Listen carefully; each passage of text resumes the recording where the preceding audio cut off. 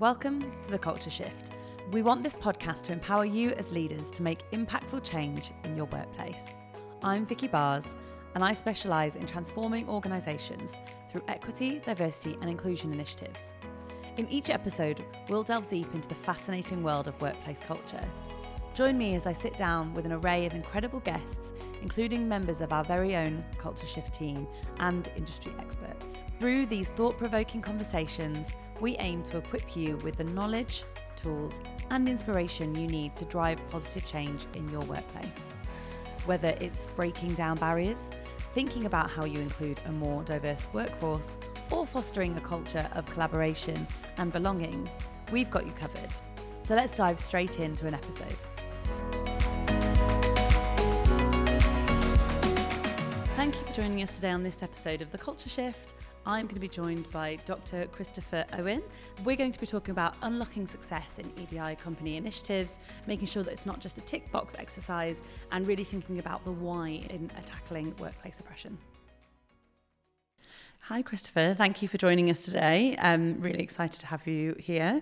Can you do a bit of an introduction to yourself and what we're going to be talking about today? Yeah, absolutely. And thanks so much for having me. So my name is Christopher Owen. I use he and they pronouns, and I'm the Inclusivity Development Manager for Manchester Pride. So I have a PhD in intersectional systemic oppression, primarily through a framework of Black feminism. And I use that expertise to essentially be a consultant for businesses, supporting them with their workplace equality, diversity, and inclusion initiatives, but really making sure it takes that next step into actually tackling the causes of inequality and exclusion and discrimination through a program at Manchester Pride called the All Equals Charter. Great, brilliant, thank you. So let's start by talking about why it's important for us to think about equity, diversity and inclusion not just being a tick box exercise, but why people need to really fundamentally, as you say, understand the causes and reasons why a systemic oppression exists within the world and within our workplaces. I think in the simplest terms, you don't want to waste your time, money, or resources, right? Like just to put it quite simply, right? A lot of organizations will put on, for example, a nice pizza lunch because it's Pride Month and they want to celebrate their LGBTQ plus employees. And, like that's lovely, but it comes out of your EDI budget, which tends to be quite small, and it takes time and energy to organize. And what does it then accomplish? What have you done? You've made a few members of your staff feel appreciated a little bit, or full of pizza, lovely, right? That's nice. But what have you done for queer liberation, which is what the Pride movement is all about? It's what the Pride movement is for, right? It's not about telling your LGBTQ plus staff that you like them. That should be a bare minimum. And so what we're seeing with a lot of organizations is that their equality, diversity, and inclusion budget is really small. The resources are really small. The time and energy is very limited. And then they invest in initiatives that don't actually accomplish anything meaningful.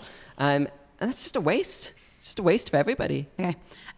One of the key things that I think people then need to consider in how they kind of decide what their plans and projects are going to be, I guess, is an evidence base, right? To understand what some of the challenges are. Like there's the wider sort of educational piece and learning around different types of discrimination and oppression that can exist, but then also understanding the context within your own organisation, right? And doing the work to ask people about their experiences. Yeah, and I think part of that is both being in touch with your staff's experiences, but also your customers and clients' experiences, and really being in tune with your community and who it is you're connecting with, right? And that's going to then broaden the number of people who engage with your business or your organization, right? Because you're going to be able to reach them. So absolutely, there's an evidence base when it comes to like engagement with communities and really hearing what they're saying. And a lot of professionals that I work with talk about how that's really tricky for them. If they're not a member of a community, how do they hear from that community? And the top tip that I like to give them is create an Instagram account or a TikTok account specifically for following the charities and grassroots organizations that tackle those specific groups or issues. So one of the things that I do every couple of weeks, not every day, not even every week, is I just check the Instagram accounts for Mermaid, Gendered Intelligence, the LGBT Foundation, AKT, and so on and so forth, all those LGBTQ plus groups. And then that helps me know what's the conversation. What are the things that people are talking about? What are the things that we're tackling right now? Yeah. Because if something big happened in the news around trans rights and I'm not paying attention to that, possibly. They are. They are paying attention to it. So I can see the need there. And then whenever there's big stats released around, say, hate crime, right? So we recently found out that hate crimes against trans individuals spiked by 11% this year, right? And Stonewall put out a press release about that. So even if you don't see that in the news, you'll learn about that from Stonewall. So now you know, when we're thinking about trans inclusion, we know that hate crime is a serious issue for trans people. So now our EDI initiatives aren't just going to be about like, let's, get pizza for our trans employees. It's going to be like, all right, how do we provide resources for our trans employees about where they can get support, where they can feel safe, what are the trans inclusive hate crime reporting centers that are local, what can we do to tackle hate in our campaigning work, how can we tackle bullying and hate internally in case that's happening here, right? It makes you think a little bit more strategically about what's going on. Yeah, I really love that. And actually in our last episode, we were talking quite a lot about misinformation in the media and about like being in an echo chamber. And I love the idea of like intentionally setting up media channels that look at potentially like a protected characteristic that you might not be as familiar with, using that information to like equip yourself to do better for those particular groups of people. It's great.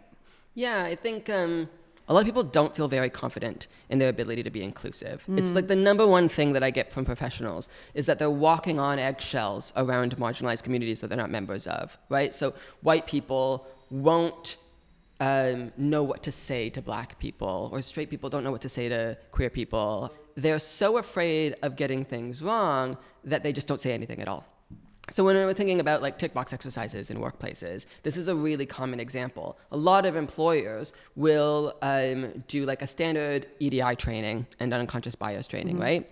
Now that EDI training will tell you the definition of harassment, bullying, discrimination, and what the Equality Act of 2010 says, right? You'll know who the protected characteristics are. You'll know not to bully. You'll know that if you do, you'll get fired or disciplined in some way, right?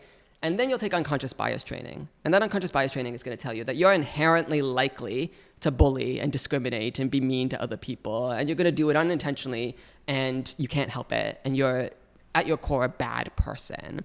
So what those two then bits of training do is they make you terrified. They make you absolutely terrified to engage with anyone who's got a different social group identity from you. And so what do?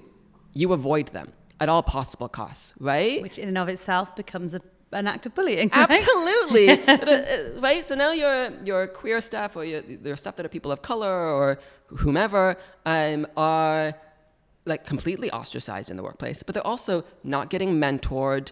They're not getting listened to in meetings, or they're not getting platformed. They're not getting those opportunities. So now they're not progressing, right? So now they're not only excluded in the workplace culture, they're also excluded from opportunity. Right? And that's where we're seeing a huge barrier to marginalized communities getting senior leadership positions and decision-making opportunities. Yeah. And so this standard best practice approach, you have to have equality training and you have to have unconscious bias training. Like that is standard best practice. I think it's causing more harm than good. I think it's actually detrimental to liberation, right? We don't just want diverse staff teams, right? Imagine a workplace where it's super diverse. There's loads of people of color in this workplace, right? But they're all in the lowest paid, least secure, least important positions, right? They're all like janitorials, connect with one another. They're all these lower level positions within the hierarchy. I mean, it's very easy to imagine a workplace like that because that's a lot of workplaces. It's most of them, right? But then, who are the senior decision makers? They're all white men, right? They're all like the chief execs, the leadership. They're all white, right? Or usually they are, and they're usually all men. Or even if they're not all, they're very like the majority of them are, right? Like, absolutely, right? And so all we've now done is created a microcosm of white supremacy.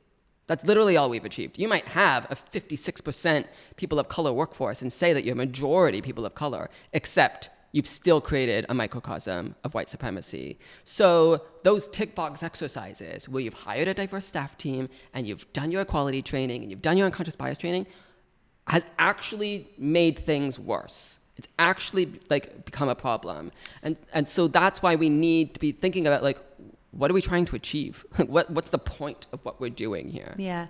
And I think if we unpack the purpose of those sessions, and obviously especially unconscious bias has been like under the microscope for some time now in terms of its actual effectiveness and whether or not we are training people to understand but not actually change their biases. And so I guess the first kind of training is about like doing your due diligence as an organization, right? Which again feels a bit tick boxy, but how do you not do it? Where you feel like, well, if you don't communicate expectations to your employees, like then they won't know what they can and can't do. But I think there's ways in which you can communicate those expectations. And I think that's something that's really missing from a lot of those trainings and those policies sometimes is the like, how do you deal with interpersonal conflict in a way that isn't like, you're either sacked or it's fine. Like, right? Like there's a nuance in between there. And like it's not so, simple as like everyone's just really nice to each other or we're all performing gross misconduct all the time. And some of those policies kind of make it feel that way. And for me, I think like codes of conduct should be about articulating how you want your employees to behave, not just what they can and can't do, right? Like setting a tone for like actually... Again, in the past episode, we were talking quite a lot about curious conversations. And I really love that idea of like, encouraging people to want to know about one another and to learn about one another's cultures and to understand and how to find ways to like share and celebrate that. And again, it's like not just having these nice to have events because it's like, yay, great, it's Pride Month. We're going to just like put some rainbows up and give people pizza. It's actually about like, let's understand like the history of queer liberation. Let's look at some of the challenges that are still persisting for LGBTQ plus people, and that is for me like a more useful way of starting to have some of those curious and courageous conversations with each other. You've hit the nail right on the head. It's about identifying the why.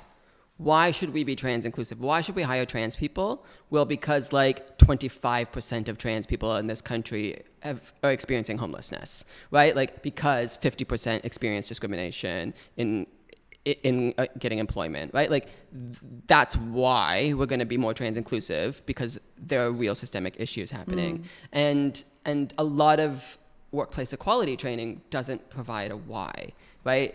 Outside of the law says so and it's the right thing to do.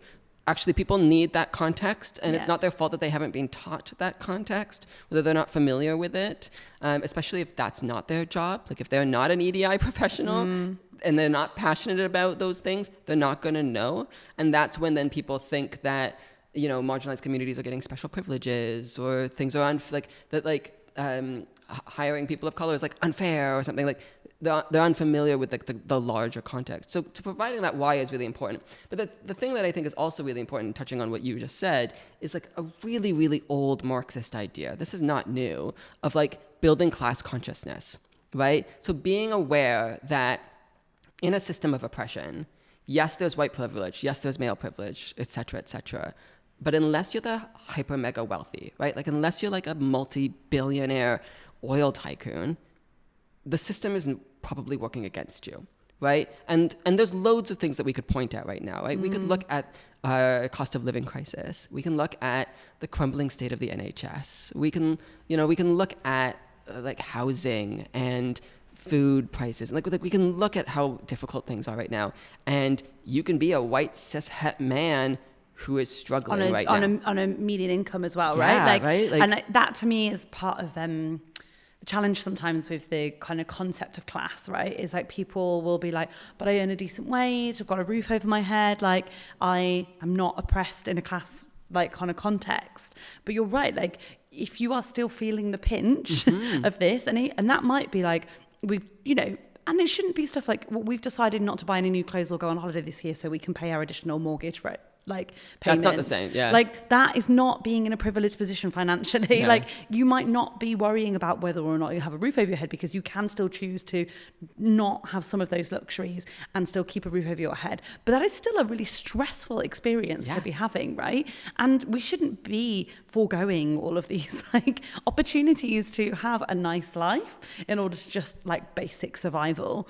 But it's all one system of power. Yeah. Right? And so when we're thinking about how do we connect with our colleagues from different identity groups, that class consciousness is really, really valuable now, because we can think about, well, they're suffering under the same system that I am, right? Now they might be suffering actually worse, or they might be having a harder time. But rather than competing, let's all look at like, okay, actually, yeah, it would be better if all of us had a better economic system. It would, like we'd all benefit from a healthcare system like functioning properly, right? Like we'd all benefit from that. And so let's take, for example, at the recent Tory party conference, they announced that trans women are going to be banned from all women-only wards on the NHS, and trans men are going to be banned from all men-only wards on the NHS. Now, they've done that under the framework of protecting women, right? And like that's created this, it's contributed to a division between cis women and trans people, right? Like that division has been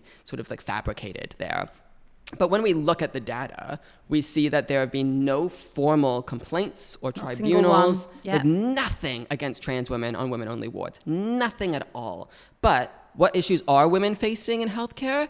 Well, their doctors aren't listening to them about their pain. Their healthcare needs aren't being met in terms of like menstruation, right? Like, and then of course with austerity cuts, access to crisis centers are just like, they're just closing down left, right, and center. There's a scarcity of resources. But yet we've seen none of these politicians talking about any of those problems. No, right? And so when we're talking about class consciousness, both cis women and trans women stand to benefit from a healthcare system that meets both of their needs and treats both of them with respect. And so we can build that solidarity by teaming up to fight and improve the healthcare system. And you can do that for any issue. So anyone who's listening to this podcast or watching it can take a minute and think, what are the issues structurally, like institutionally within this country that are personally impacting my life? And how is that now impacting other communities? Is it impacting people of color worse than me? Is it impacting women, or is it impacting autistic communities, whoever, right? And like, all right, so if we now team up and work together collaboratively, if we find the things that bring us together politically and where we have shared goals, now I don't have to worry about, saying the right thing and walking on eggshells. Really us and them. Yeah, like there's not that division between us. We've built solidarity and we're working collaboratively towards the same goals. Yeah. And I think it's useful to bring that into a workplace context, and the idea of like, you've used the term here around like systemic oppression quite a lot. And actually people understanding that like the way that the system works is like it's cyclical, and that these things build to like systemic oppression, right? Like my understanding of it is that oppression is a cycle, and that like when there is systemic oppression, that puts out particular types of stereotype and expectations of certain types of people, that builds into experiences of discrimination and potential like ostracization and alienation. And when that's done consistently to the same groups of people, it builds back into that systemic oppression, right? And organizations can break that chain in so many different places. And it's like breaking cycle oppression is something that I've thought about and worked on quite a lot in different workplace contexts. And actually coming back to your why, like which are the things that you feel you need to interject in your organization? So is it actually that like there is a lack of clarity around the types of experiences that this group of people are having in the workplace, and we need wider education on it?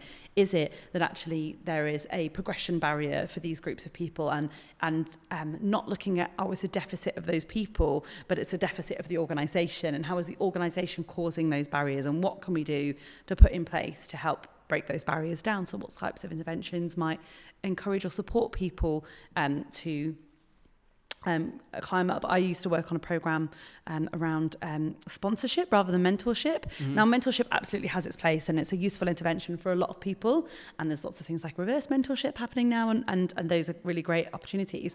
But the concept of sponsorship was about saying, okay, well, we have a primarily like white leadership in the organisation, and we recognise that people of colour are getting stuck at a certain grade, and it's not out of lack of skills or qualifications because they are overqualified once they finally get promoted.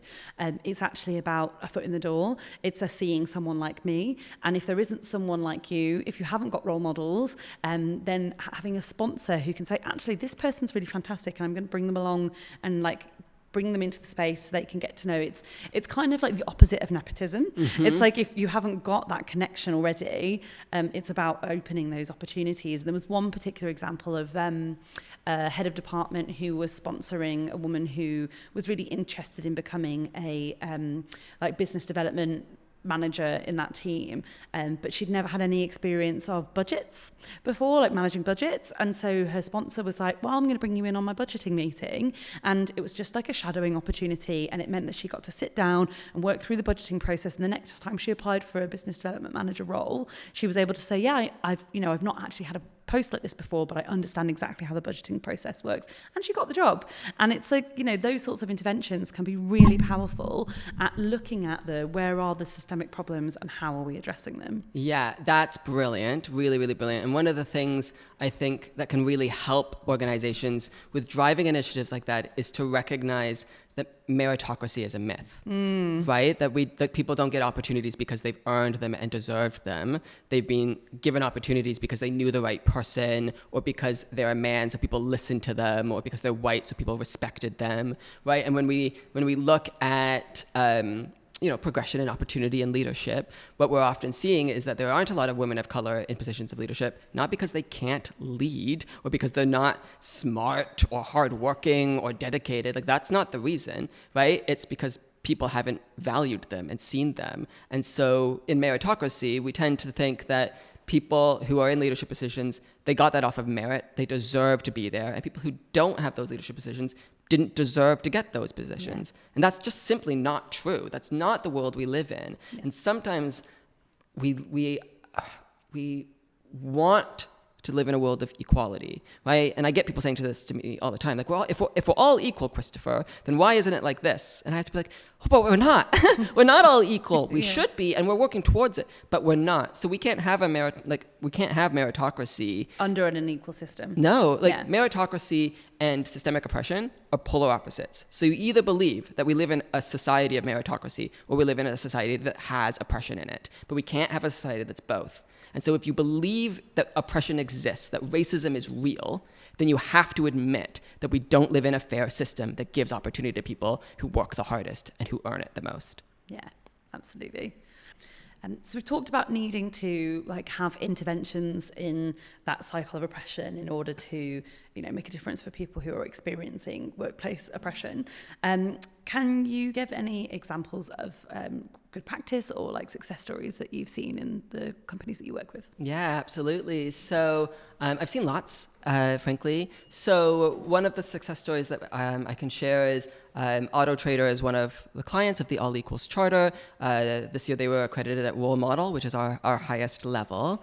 And one of the key reasons that they were accredited that is that they sell cars. That's essentially a big part of what they do. And they sort of partner with a bank to do all of the sales part of the sales.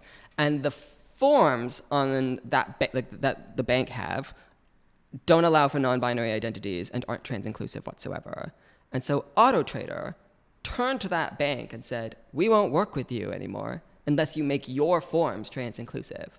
So as part of their own internal inclusion endeavor, they created change in a big banking institution in this country. Yeah. And that kind of external work is really, really important. And now and Auto Trader, they drive and have founded and have led loads of LGBTQ plus equality initiatives within the automotive industry. So if you're working in with cars at all or vehicles at all, you'll probably have heard of Auto Trader's work. And if you ever bought a car, you've probably heard of it, right? Yeah, right. But they lead those equality initiatives within the industry and within the sector. So being engaged in those conversations, not being afraid to call out your suppliers and the businesses that you're partnered with, because systems of oppression are all interlocking and interconnected. So it's not enough to just treat yourself like you're in a vacuum. You have to work with others. Yeah. Another one of our clients in the All Equals Charter is Bruntwood. They own commercial property across the UK and manage that. And they partner with like smaller charities. So they helped with the construction of the Proud Place, the LGBTQ plus center here in Manchester. Nice. Like they consulted on that and provided like their expertise to support that charity initiative. Yeah. And then this past year, they were working with Homotopia in Liverpool, supporting queer young people and queer youth and helping to drive like support for them. And then they've put on events for their customers around how to be trans inclusive and like really like teaching people how to do it. So not just their own internal teams, but external organizations and like reaching out to their own customers. So like for me, best practice, absolutely you want to look at what's going on internally, but actually what are you changing in your communities? What are you changing externally? What's the drive you're doing there? You know, another one of you were talking about mentorships before, and I agree that sponsorships are brilliant. But another one of the clients of the All Equals Charter, Unite Students, they do student accommodations at universities. They have a mentorship program to help like young Black people get their first career started and really get that going. Thinking about the ways that young people of color like have so many barriers to opportunity. Unite Students just took those barriers away and created opportunity for them. That kind of work where you look at what are the systemic issues, what are the barriers on an institutional level in this country, and where do we have the power to get in the way of those barriers or to take those barriers down and make some difference. Yeah. Really, really valuable. We work with a company called Talent Tap, and we had a couple of placements on there, and those were for people who perhaps first generation going to university or haven't had necessarily the like cultural capital within their environment to like think about where they're going after university. And like so Talent Tap give people placements like during and just after, and it's the kind of students that aren't getting on those like big four like kind of law firm banking sector sort of graduate traineeships, giving them that workplace opportunity so as that when they leave university the workplace isn't this like terrifying thing they're moving towards. It's something they already know about, they've already like feel confident navigating, they've already had some ideas about the kinds of careers they might want to be pursuing, and it's just it's been fantastic. And we had like say 2 placements here this summer, and looking forward to continuing our work with them. And it's those sorts of initiatives that I think make a really big difference. It's the difference between a tick-box exercise though, right? Like we were talking about before. Are you putting on a pizza party for your LGBTQ plus staff, or are you building an LGBTQ plus center, right? Yeah, they're quite big difference, aren't they? There's a huge difference. And like the budget is actually like not that different in the sense of like they gave free time to the charity to build. Like they didn't build the center themselves for free. Like that's a hugely different budget, right? But they were consultants on that project. And that costs money in the sense of like time of a professional member of staff's experience and being in those meetings and such. Sure, that costs money, but it's a different budget, and it's a different way of operating your budget than buying 30 pizzas, right? Like, and it means I think a lot more. And then when you're thinking about your internal staff team, you communicate that down, you get other people maybe involved, you get your LGBT staff to maybe provide some guidance to the experts who are in those meetings about queer inclusion, whatever it might be. Getting people involved means that your LGBTQ plus staff now don't just feel like, oh, we had a pizza party because, they're not homophobic. It's they involved us in having a voice in driving change in our community because they actually genuinely value us and they actually value our liberation as a group. It's a big difference. It's such a big difference. And so you've talked a bit about the All Equals Charter, but do you want to give us a little bit more of a flavour of sort of like what you do with companies when you're undertaking that? Yes. So the All Equals Charter is a workplace inclusion membership program for businesses and organizations. So what that means is a business or an organization can sign up for the charter if they uphold a set of principles, values, and commitments that we have on our website that are essentially all about equality and inclusion for LGBTQ plus people in an authentic and meaningful way. And then members can choose to go down one of 3 routes. So they can just be a member, which means that they're pledging to uphold our commitments. They can access a variety of resources that we have on our website. And then they can also attend these sort of monthly get-togethers with all of the membership. So a lot of these accreditation programs are competitive. And you'll hear like the top 50 most inclusive companies or whatever. Like you hear these things from other programs all the time. if we want to build a world of equality, then we shouldn't be in competition with one another. We should be all working together towards a more equal world, right? It's that class consciousness thing. And we'll do that inter-business wise as well. So we actually bring our membership together. It's a voluntary opportunity for them if they want it to meet with one another, share best practice with one another, talk about what they're struggling with, provide insights or guidance to help one another, right? Like just because another business is improving their equality doesn't mean that that's a threat to my business, right? Like, it's actually just good for everybody. So we create like a community, which is really, really nice. From there, our members have the opportunity to go for a full accreditation. So what that means is they fill out a form that we have with support from the All Equals Charter team, led by myself, which will then mean that we get to have a look at things like their policies, their decision-making processes, their workforce training and recruitment practices, their contracts with suppliers. Like, we're very, very thorough. So we have a look at all of that and we assess all of that. But then we also actually go into their space, actually have a look at it. Like I go in with a measuring tape to see actually how accessible it is, and then I hold focus groups with their staff, and I hear like on the ground real lived experience. What's it like working here? How are you finding it as an LGBTQ plus person or as a cishet person who like, how are you involved in these conversations? Right? How does this make you feel? And then we sort of gather that all up, and then we provide an accreditation level to that business. But the key, so they might get anywhere from entry level, which means they're just starting, to like full role model, which is our best one.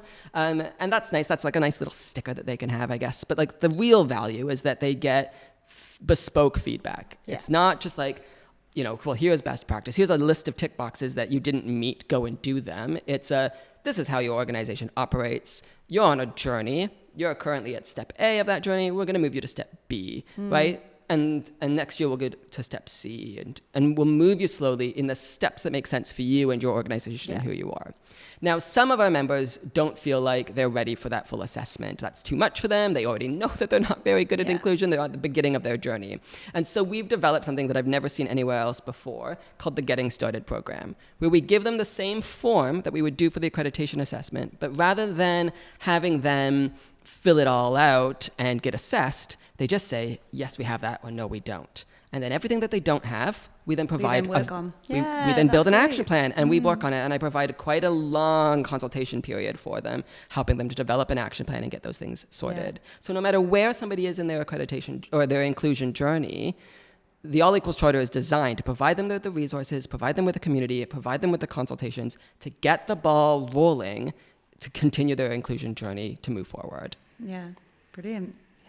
So thank you, Christopher. It's been really great speaking to you today. I've loved the passion and enthusiasm that you bring to ending systemic oppression, and all of the different ways in which we've been able to give really practical examples about the why that people should be doing this work, and it not just being a tick box exercise. Thank you so much for having me. I've honestly really enjoyed speaking with you today. Thank you for tuning into this episode of The Culture Shift. We hope you found it insightful and informative. We really appreciate your support and value your feedback. So if you enjoyed this episode, please leave us a review, share your thoughts, and don't forget to hit the subscribe button to stay updated on when we release new episodes. If you're interested in our other content or how Culture Shift can help your organisation, check out our YouTube channel, website, or drop us a message, and I'll see you next time.